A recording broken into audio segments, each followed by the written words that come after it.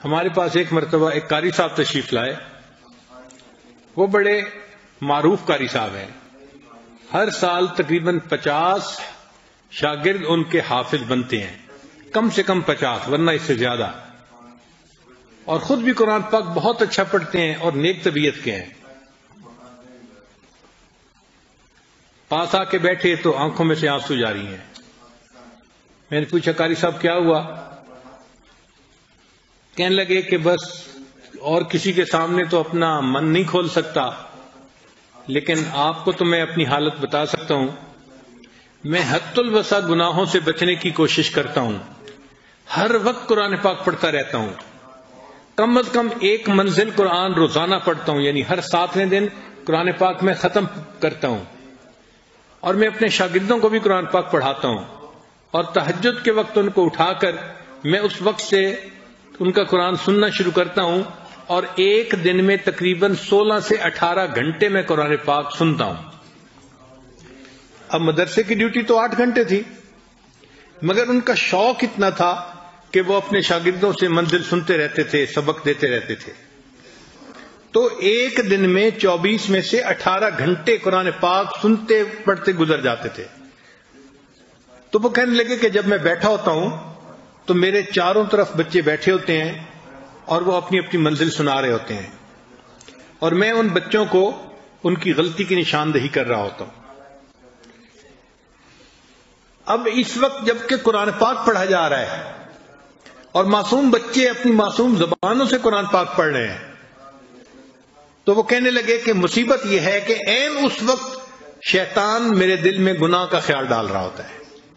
کان میں قرآن پڑھ رہا ہے، چاروں طرف بچے قرآن پڑھ رہے ہیں، کلاس میں بچے قرآن پڑھ رہے ہیں، اور میں اس بہار کے اندر بیٹھا ہوا میرے دل میں گناہوں کے وساوس آ رہے ہوتے ہیں.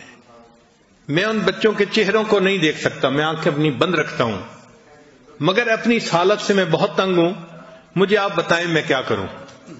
اب بتائیں، جو بندہ تکبیر اولیٰ کا خیال رکھتا ہے، جو بندہ باقاعدگی سے تہجد پڑھتا ہے، سنت کا خیال رکھتا ہے، قرآن پاک کا عاشق ہے، ہر وقت قرآن پاک پڑھتا رہتا ہے، سنتا رہتا ہے، اور قرآن پاک کی بہار ہوتی ہے اس کی کلاس میں، اس بچے کو، اس بندے کو بھی گناہ کا خیال آ رہا ہے، شیطان وسوسے ڈال رہا ہے.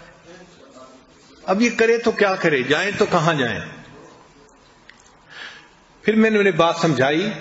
میں نے کہا دیکھیں، قرآن پاک کے نور کے اترنے میں کوئی شک نہیں ہے. قرآن پاک میں اللہ فرماتے ہیں وَإِذَا قُرِئَ الْقُرْآنُ فَاسْتَمِعُوا لَهُ وَأَنصِتُوا لَعَلَّكُمْ تُرْحَمُونَ، کہ جب قرآن پڑھا جائے تم خاموش رہو، غور سے سنو تاکہ تم پر رحمتیں نازل ہوں. تو جہاں قرآن پاک پڑھا جاتا ہے وہاں رحمتیں نازل ہوتی ہیں، نور نازل ہوتا ہے، لیکن آپ کا دل اس نور کو ایکسپٹ نہیں کر پا رہا، اس کو جذب نہیں کر پا رہا. نور اترتا ہے، نور اترنے میں کوئی شک نہیں ہے، یہ اللہ کا قرآن گواہی دے رہا ہے، مگر آپ کا دل اس نور کو جذب نہیں کر پا رہا.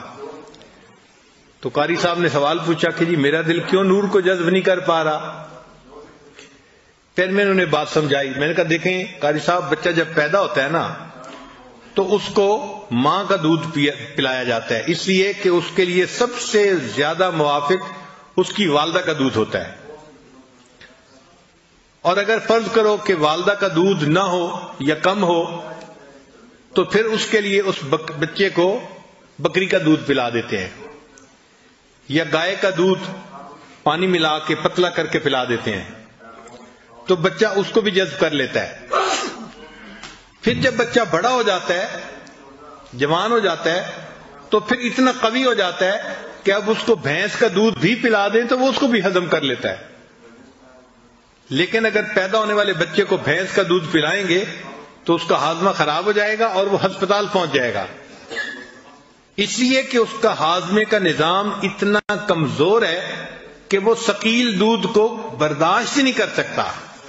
اور بھینس کا دودھ چونکہ اس میں مکھن زیادہ ہوتا ہے تو وہ ثقیل ہوتا ہے، اور گائے کا دودھ جو ہے یا بکری کا یہ لطیف ہوتا ہے.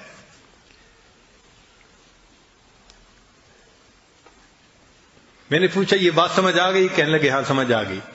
میں نے کہا اب دیکھیں کہ جو قرآن پاک کا نور ہے یہ اترتا ہے یقیناً جب قرآن پاک پڑھا جاتا ہے، مگر اس نور کے اندر ثقل ہے، بھاری ہے. انا سنلقی علیک قولا ثقیلا، یہ قول ثقیل ہے. تو ثقل کی وجہ سے ہر بندے کا دل اس نور کو جذب نہیں کر پاتا. نور اترتا ہے مگر دل میں اتنی کیپیبلٹی نہیں ہوتی کہ اس کو جذب کر لے، تو دل فائدہ نہیں اٹھاتا. ہاں دل شروع میں ذکر کے نور سے فائدہ اٹھا لیتا ہے، چونکہ ذکر کا جو نور ہے وہ لطیف ہے.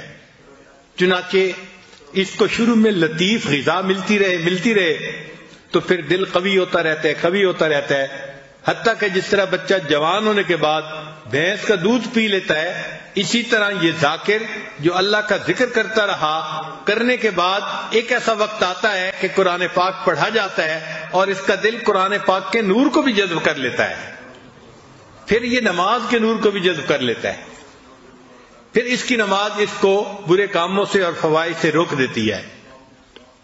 ورنہ عام لوگ تو نمازیں بھی پڑھ رہے ہیں، جھوٹ بھی بول رہے ہیں، نمازیں بھی پڑھ رہے ہیں، بدنظری بھی کر رہے ہیں، نمازیں بھی پڑھ رہے ہیں، غیبت بھی کر رہے ہیں، تو گناہ چھوٹتے نہیں ہیں. وجہ کیا کہ اس نماز کا نور ہمیں نہیں مل رہا. جب نور ملتا ہے تو پھر اللہ تعالی سب جو ہے گناہوں سے نجات دے دیتے ہیں. ان الصلاۃ تنہا عن الفحشاء والمنکر. تو نماز انسان کو ایسے برے کاموں سے محفوظ کر لیتی ہے. تو ذکر کی کثرت ہر بندے کو کرنی چاہیے تاکہ قلب کے اندر قوت آ جائے اور قلب اللہ کے انوارات کو جذب کرنے والا بن جائے. ہمارے پاس ایک مرتبہ ایک قاری صاحب